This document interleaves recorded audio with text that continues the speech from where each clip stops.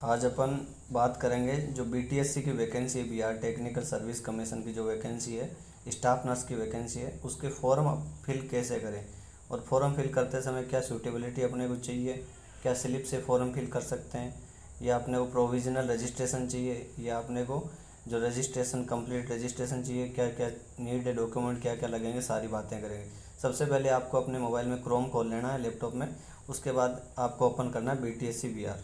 जैसे ही आप BTSC Bihar Bihar technical service commission ये फर्स्ट नंबर वाली साइट ओपन करोगे तो इसमें देखिए इधर कॉर्नर में यहाँ पे दिया गया है आपको रिक्रूटमेंट, ये वाली देखो रिक्रूटमेंट दिया गया है।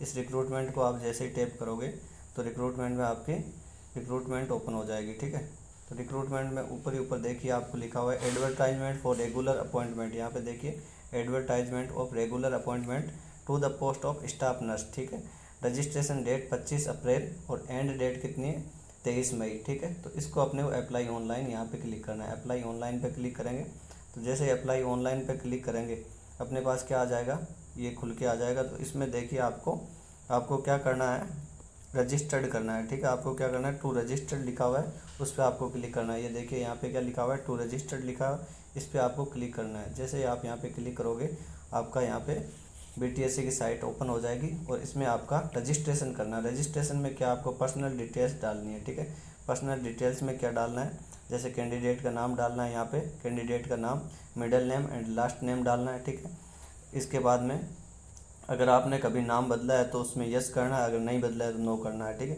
उसके बाद आपको डीओबी डालनी है, उसके बाद आपको डीओबी डालनी है। ठीक है, उसके बाद आपकी एज कैलकुलेट होकर यहाँ पे अपने आप आ जाएगी। उसके बाद में आपको क्या करना है, जेंडर सेलेक्ट करना है। ठीक है, यहाँ पे आपको मोबाइल नंबर डालने, कन्फर्म मोबाइल नंबर डालने, अल्टरनेट एक मोबाइल नंबर डालना है। ठीक है, ईमेल आईडी डालनी है, यहाँ पे कन्फर्म ईमेल आईडी करनी है। ठीक है, उसके बाद में जनरेट ओटीपी करोगे तो ओटीपी आ जाएगी आपकी। ठीक है, ओटीपी आने के बाद में आपको यहाँ पे आई एग्री करके ये कैप्चा फिल करके यहाँ पे रीवेरीफाई करना है। रीवेरीफाई करोगे तो आपके आईडी पासवर्ड जनरेट हो जाएंगे। आईडी पासवर्ड जनरेट हो जाएंगे और आईडी पासवर्ड आएंगे कहाँ पे, आपके मोबाइल पे आएंगे। कहाँ पे आएंगे, आपके मोबाइल पे आएंगे, मैसेज के थ्रू आपके आईडी पासवर्ड आ जाएंगे। उस आईडी पासवर्ड को आपको नोट कर लेना है। ठीक है, यहाँ तक कर लिया। उसके बाद में आपको क्या करना है कि कौन कौन से डॉक्यूमेंट लगेंगे वो चीज़, उसके बाद में अपन इसको ओपन करेंगे तो लॉगिन करते ही अपने पास कुछ ऐसा परफॉर्मा ओपन होगा। ठीक है, जिसमें देखो सबसे पहले ऊपर ही ऊपर दे रखा है पर्सनल डिटेल। ठीक है, personal detail, additional detail, communication detail, qualification, document and payment. ठीक है, तो 5 स्टेप में टोटल ये फॉर्म फिल हो रहा है, 5 स्टेप में। तो सबसे पहले अपन पर्सनल डिटेल्स में जाते हैं। पर्सनल डिटेल्स में अपने को क्या क्या डालना है, पर्सनल डिटेल्स में देखो रजिस्ट्रेशन नंबर। ठीक है, रजिस्ट्रेशन नंबर डालने हैं अपने पास, जो रजिस्ट्रेशन नंबर है वो रजिस्ट्रेशन नंबर डालने हैं। ठीक है, रजिस्ट्रेशन नंबर सबको पता है कौन से होते हैं, आपके आरएन नंबर होते हैं, registered nurse and registered midwife वो नंबर होते हैं, वो डालने हैं। ठीक है, उसके बाद में यहाँ पे आपको फर्स्ट नेम डालना है, मिडिल नेम डालना है, लास्ट नेम डालना है जो डाला है वो। उसके बाद में डीओबी डालनी है। उसके बाद में यहाँ पे कैलकुलेट हो के आ जाएगा, इधर आपका जेंडर लिखना है। ठीक है, उसके बाद में आपने कभी नेम चेंज किया वो डालना है, नहीं किया तो नहीं डालना है। ठीक है, उसके बाद में ऊपर यहाँ पे आपको डिटेल देनी है कि आप मैरिड हो अनमेरिड हो। उसके बाद में रिलीजन डालना है, उसके बाद फादर नेम डालना है, इधर आपके मोबाइल नंबर डालना है और इधर आपके मदर नेम डालना है और इधर आपकी ईमेल आईडी डालनी है। ठीक है, इसके बाद में आपको क्या करना है, इसके बाद में नीचे पोस्ट का नाम लिखना है। यहाँ पे आपको पोस्ट का नाम लिखना है, तो पोस्ट का नाम क्या है, स्टाफ नर्स। उसके बाद में एडवर्टाइजमेंट नंबर विज्ञापन नंबर 23/2025। ठीक है, ये आपका एडवर्टाइजमेंट नंबर है। यहाँ तक हो गया। उसके बाद में आपको क्या करना है, यहाँ पे कैंडिडेट डोमिसाइल के रिगार्डिंग पूछ रहा है तो आप पहले तो इंडियन करना है, बाद में आपको पूछा जा रहा है कि are you domicile of Bihar, मतलब आप बिहार के रहने वाले हो। तो इसमें अगर बिहार से आउटसाइड कैंडिडेट है, बाहर के जो भी कैंडिडेट है, जैसे आरएनसी राजस्थान से हैं, यूपी एनआरसी यूपी से हैं, एमपी एनआरसी एमपी वाले हैं, जेएनआरसी झारखंड वाले, उनको सबको नो करना है। ठीक है, अगर कोई बिहार का बच्चा है उसको यस करना है। अगर यस करोगे तो इसमें आपको डोमिसाइल देना पड़ेगा। ठीक है, उसके बाद में अदर स्टेट में हो तो कौन सा स्टेट है आपका अदर स्टेट में वो डालना है। ठीक है, अगर अदर स्टेट आप डाल रहे हो तो डालते ही आपकी यहाँ पे कैटेगरी कौन सी आ जाएगी, यूआर कैटेगरी आ जाएगी, जनरल कैटेगरी आ जाएगी। ठीक है, उसके बाद में आपको क्या करना, इसके बाद में आपको नीचे डोमिसाइल सर्टिफिकेट, यहाँ पे ये डिटेल देनी है। डोमिसाइल सर्टिफिकेट में डोमिसाइल सर्टिफिकेट इश्यू कौन करता है, तो इश्यू कौन करता है, आरओ रिवेन्यू ऑफिसर करता है। ठीक है, उसके बाद में डोमिसाइल सर्टिफिकेट की जो इश्यू डेट है वो आपको यहाँ पे डालनी है।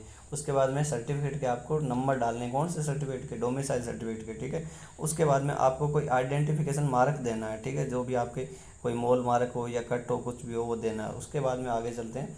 उसके बाद में आगे आपको क्या चूज करना है, यहाँ इसके बाद में यहाँ पे आपका जो पहचान है, जैसे कि आधार कार्ड वगैरह आपके पास, जैसे कि आपके पास क्या है आधार कार्ड वगैरह, तो आधार कार्ड को यहाँ पे डालना है। आधार कार्ड में जो आइडेंटिफिकेशन नाम है आपका, आधार कार्ड में कौन सा नाम लिखा हुआ वो नाम यहाँ पे डालना है, और आधार नंबर आपको यहाँ पे डालने हैं, ठीक।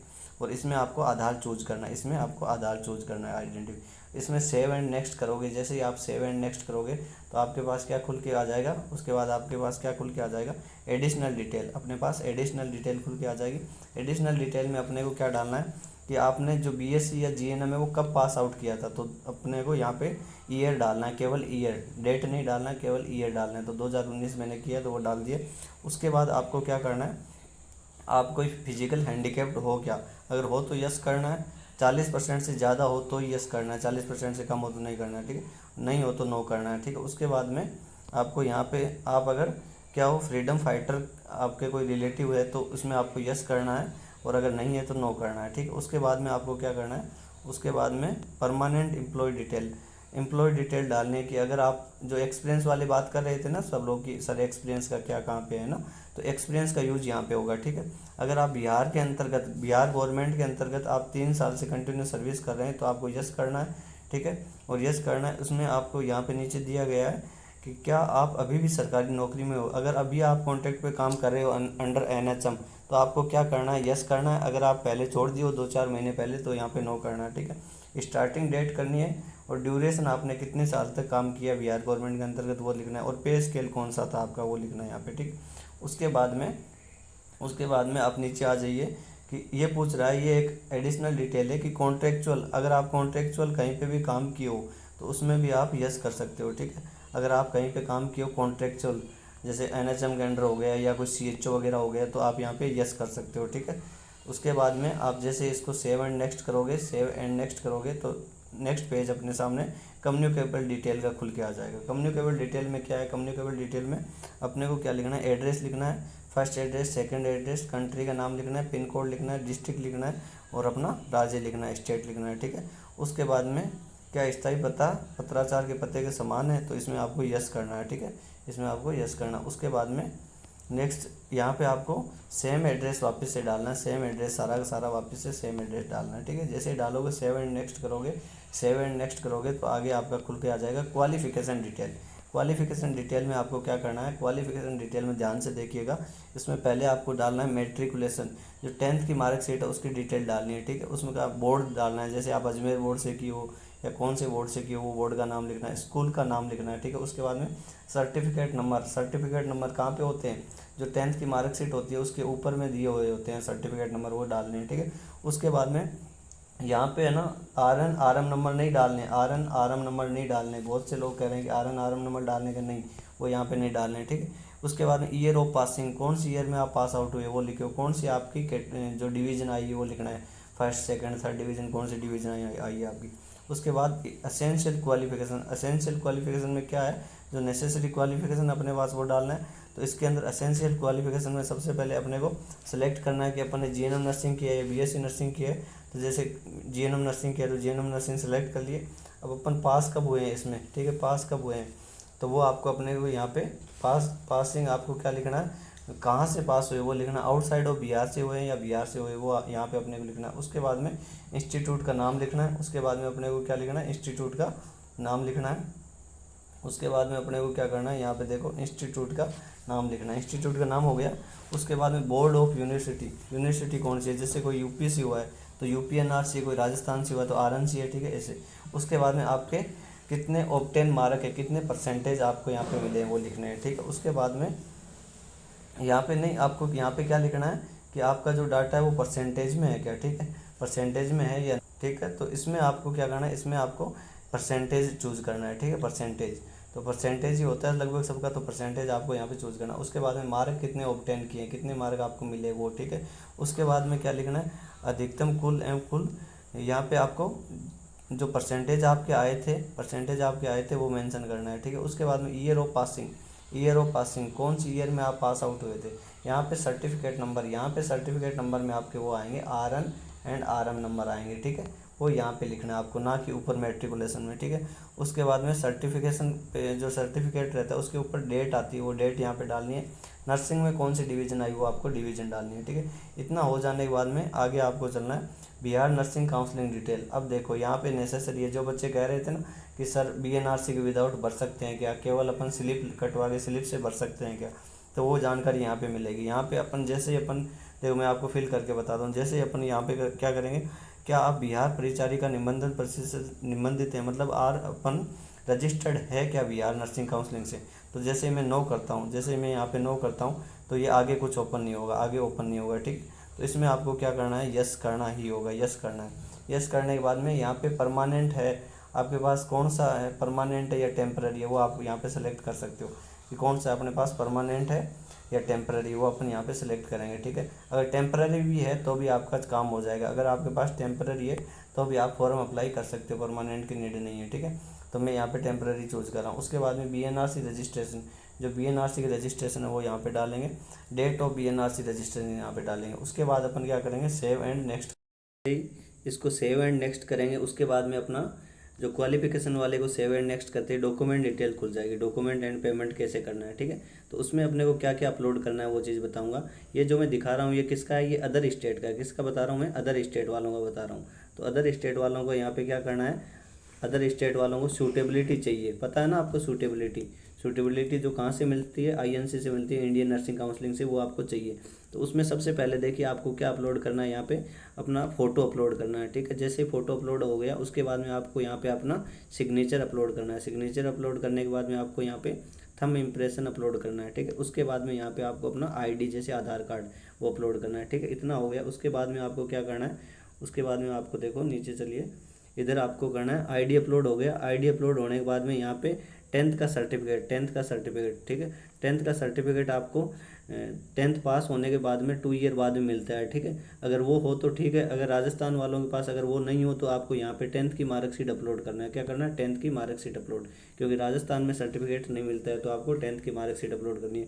उसके बाद में यहाँ पे देखिए ये आपको करना है BNRC, ठीक है। BNRC करना है, बिहार नर्सिंग रजिस्ट्रेशन काउंसलिंग का जो सर्टिफिकेट है वो आपको यहाँ पे अपलोड करना है। जो आपको टेम्पररी मिला है, टेम्पररी वाला मिला है वो आपको यहाँ पे अपलोड करना है, ठीक है। तो BNRC होना नेसेसरी है, BNRC अपलोड होगा यहाँ पे, ठीक है। BNRC जैसे अपलोड कर देंगे उसके बाद में देखो अपने को क्या अपलोड करना है, यहाँ पे सूटेबिलिटी। ये अदर स्टेट की बात कर रहा हूँ। अगर कोई बिहार का कैंडिडेट है और जो BNRC से ऑलरेडी पहले से रजिस्टर्ड है, ठीक है, और बिहार का कैंडिडेट है, अगर बिहार का बच्चा बाहर पढ़ के आया, UP NRC पढ़ के आया या आपका MP NRC से पढ़ के आया तो उसको INC सूटेबिलिटी चाहिए, ठीक है। अगर बिहार का बच्चा बिहार में पढ़ा है तो उसको INC सूटेबिलिटी नहीं चाहिए, ठीक है। तो यहाँ पे अदर स्टेट वालों की बात कर रहा हूँ तो इनको INC सूटेबिलिटी चाहिए और INC सूटेबिलिटी को आपको यहाँ पे अपलोड करना है जो आपको INC के थ्रू मिला है, ठीक है। उसके बाद में आपको क्या, डोमिसाइल सर्टिफिकेट, अगर आप अदर स्टेट के हो तो भी आपको डोमिसाइल सर्टिफिकेट अपलोड करना है, ठीक है। उसके बाद में क्या करना है, आपको यहाँ पे सूटेबिलिटी सर्टिफिकेट आपको जो मिला है वो आपको यहाँ पे अपलोड करना है, ठीक है।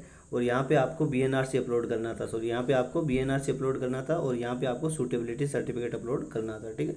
ये हो गया। इसके बाद में आपको क्या करना है, यहाँ पे अपने पास जो भी GNM है तो GNM की डिग्री, अगर BSc है तो BSc की डिग्री, GNM है तो GNM का डिप्लोमा अपलोड करो, या BSc नर्सिंग है तो BSc नर्सिंग की डिग्री अपलोड करो, ठीक है। उसके बाद में BSc नर्सिंग की जो भी मार्कशीट्स है वो आपको यहाँ पे सारी अपलोड करनी है। अगर GNM नर्सिंग है तो उसकी मार्कशीट्स है वो आपको अपलोड करनी है, ठीक। उसके बाद में नीचे पेमेंट मोड, उसके बाद में नीचे देखिए पेमेंट मोड है ऑनलाइन, वो आप यहाँ से पेमेंट पे कर सकते हो, ठीक है। उसके बाद में आपको क्या करना है, जैसे अदर स्टेट का तो ये हो गया। अब मैं आपको बताना चाहूँगा जैसे बिहार का कोई बच्चा तो उसके लिए क्या है, ठीक है, तो वो भी मैं आपको बता देता हूँ। बिहार के बच्चे के लिए देखिए, ये अगर बिहार का कोई कैंडिडेट है तो उसके लिए INC सूटेबिलिटी नहीं है, आप देख सकते हो। उसके लिए क्या है, आपको फोटो अपलोड करना है, साइन अपलोड करना है, थंब इम्प्रेशन अपलोड करना है, 10th की मार्कशीट का सर्टिफिकेट अपलोड करना है। उसके बाद GNM या BSc नर्सिंग की मार्कशीट्स अपलोड करनी है। उसके बाद में रजिस्ट्रेशन सर्टिफिकेट, जो BNRC का रजिस्ट्रेशन सर्टिफिकेट वो अपलोड करना है। उसके बाद में अपना डोमिसाइल करना है। जो बिहार का कैंडिडेट है उसके लिए सूटेबिलिटी की नीड नहीं है, सूटेबिलिटी की नीड नहीं है, ठीक है। तो बिहार के कैंडिडेट को INC से सूटेबिलिटी की लेने की ज़रूरत नहीं है। तो ये अपना अपलोड हो रहा है सारा का सारा, ये अपना डॉक्यूमेंट अपलोड